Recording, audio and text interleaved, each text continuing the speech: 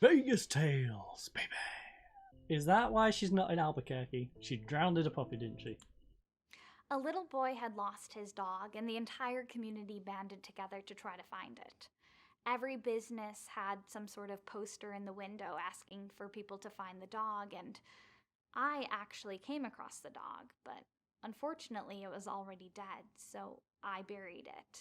And then I wanted to do that thing that they do in TV shows where you replace one dead animal with a new alive animal that looks the same. So I went to every pet store in town until I found a dog that looked like the dog that I had buried that had died. I brought it to the little boy's family and they seemed so happy. It was great until about 2 weeks after that when I found out the truth. The little boy and his family weren't looking for a lost pet. Unfortunately, they were looking for a dog that had bitten the little boy. They wanted the dog to see if the dog had rabies. Since I didn't bring the correct dog back, they couldn't test the dog, and it turns out the dog that bit the little boy did have rabies. That's why he died. The story doesn't have a happy ending for the little boy, and I couldn't face the townspeople anymore, so I had to move out of Albuquerque.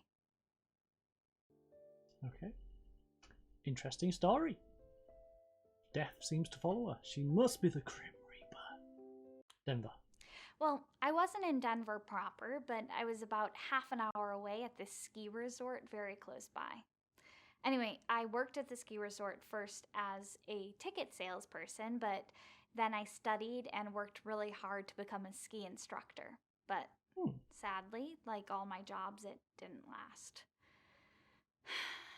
The first time I took a group out to go skiing, I was supposed to bring them to an intermediate level hill, but unfortunately I read the color coding wrong and I brought them to an advanced hill. There's a huge difference between an intermediate hill and an advanced hill. Well, yeah. I, of course, lost my job. And probably half the people who went down it. All my jobs? Oh, I've done it all. Yeah, come on. I've delivered pizzas. I had an ice cream truck. I worked in a pet shop. I even worked on a cruise ship. I've had some truly wonderful jobs, but sadly nothing ever worked out. And that is because... tell us about the wealthy man. Oh, he was a rich person just like you'd see in the movies. I mean, he had a 3-piece suit on with a jacket and a matching vest and everything. His car had a hood ornament on it, and he even had brown socks to match his brown shoes. I wouldn't know what to do with that kind of money. I think the first thing I might do would be to buy a monocle, though. She'd waste money on one of the most impractical things she could get. Okay. I've wanted a monocle my whole life. I've had really bad vision in one of my eyes since I was a little girl. This one time I found a pair of glasses that had a missing lens, but the lens it did have was very close to my vision needs. So I had that. It was perfect. Almost perfect. The lens was on the wrong side, so I did have to wear them upside down. Eventually, I tried to take the lens out and put it in the correct side, but when I did, the lens cracked and I couldn't wear them anymore. Okay. So, the ice cream truck. It was a dream of mine for a really long time to have my own ice cream truck. I love the idea of having my own business, being an entrepreneur, and selling wonderful sweet treats to people over jolly music. Anyway, it took a really long time, but eventually I did buy my own ice cream truck. Well, it wasn't actually an ice cream truck, it was an El Camino, and it had 2 freezers full of ice cream in the back, so anytime I wanted to sell ice cream, I'd just have to park and get out and go around back. It was great, and I'd still be doing it if I hadn't lost my license. I wonder how she lost the license. I wasn't just selling ice cream out of my El Camino. I was also living in it. The ice cream chests in the back were plugged into the cigarette lighter inverter, so the engine had to be running at all times so that the ice cream wouldn't melt. This made it really hard to sleep. Anyway, one night I had a few drinks and I was trying to sleep, and of course the engine was still running so that the ice cream wouldn't melt, and a policeman came over to see what was happening. I didn't know this, but you can actually get a DUI if you're drinking while your engine's on, even if you aren't moving. So I ended up being sent to prison. Okay. About time. After all those murders. I actually got really lucky with my prison sentence. I was sentenced to 3 months in prison, but they let me out after 2. Why is Also, she so I was sent jolly in about right it? before Christmas, which was great because on Christmas Day, they gave everybody a delicious cinnamon bun. It was the best cinnamon bun I've ever had. I guess sometimes Lady Luck is on my side. And she wants to go back to prison just for another cinnamon bun. Right. Pizza, pet, or crew. What did you do on the cruise ship? That was the most amazing job I've ever had. It was also the shortest. Unfortunately, the first time that we went out, we actually hit an iceberg and sank like the Titanic. Some of the lifeboats got destroyed, but most people were able to get on one. The rest of us had to survive by climbing onto the iceberg.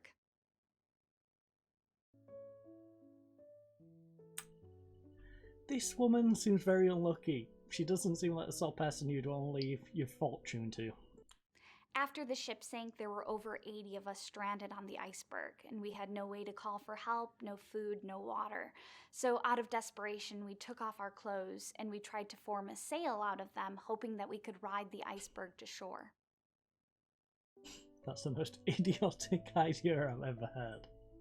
The sail we made out of our clothes didn't end up working, and it didn't move the iceberg at all. Of course not. Actually, after an hour, it just blew away in the wind anyway, so we were just left there half naked and freezing.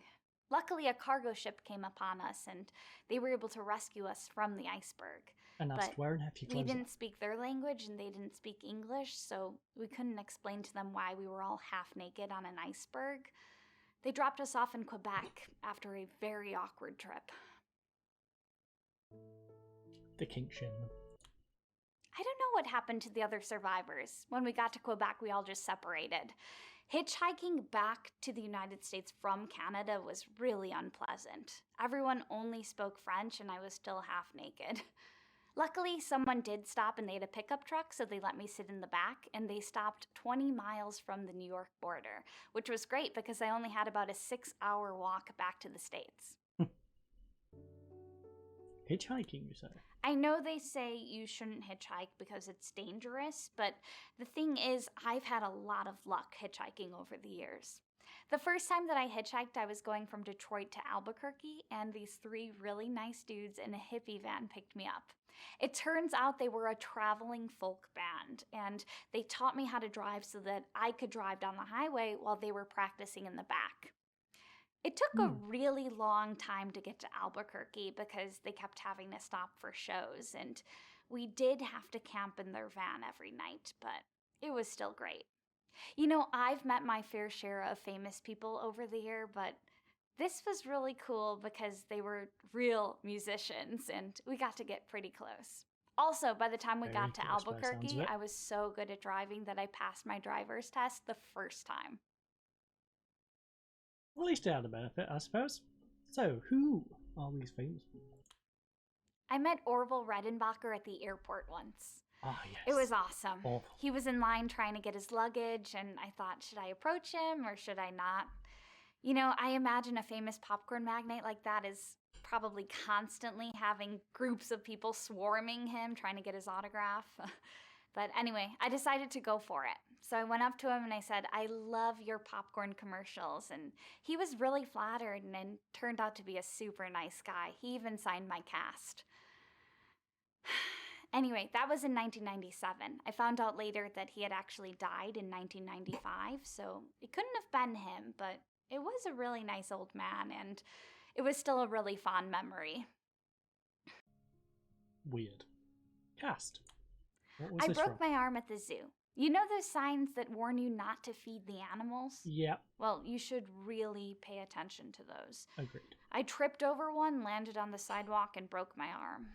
It was okay, though, because I had an appointment at the hospital later that day anyway, so I just had my doctor fix my arm then. Yeah, it's like, hey doc, I did this as well. Can you do something about it? Hospital. Oh, I've been to the hospital a lot. I tend to get hurt pretty easily. You know, I've had so many x-rays and MRIs. I'm surprised I don't have superpowers. X-rays? I've broken a few bones over the years. I've been in all kinds of accidents. Oh, A hunting accident, a skydiving accident, normal stuff like that. Yeah, just everyday stuff, you know. Hurt yourself skydiving, shoot yourself in the foot. You know, everyday stuff. Hunting accident. I broke my leg hunting. I was sitting in a tree with my friend and we had a few drinks and she told a really funny joke. Anyway, I was laughing so hard that I lost my balance and I actually fell out of the tree right on an 8-point buck. They still gave me credit for the kill. Okay. What would... No, I want to know the funny joke now. Come on. A beer walks into a bar and says, "Give me a whiskey and a cola." The bartender asks, "Why the long pause?" The beer shrugs and says, "I don't know, I was born with them." I thought you said it was really funny. Anyway, skydiving accident. When you see people parachuting on TV and in movies, it seems like they're being gently lowered onto the ground like a feather. But I am here to tell you that is not the case. Even with the parachute, you're actually falling really fast and impact can be really rough. I found that out the hard way. I was walking around and a skydiver landed right on top of me. Actually broke my arm in 2 places and gave me a concussion. I never saw the skydiver again, which is too bad because I'll never have a chance to thank them. Thank the skydiver. Well, if it weren't for them landing on me, I wouldn't have gotten a concussion, so I wouldn't have gone to the hospital, and they wouldn't have given me an MRI, so I never would have found my brain tumor.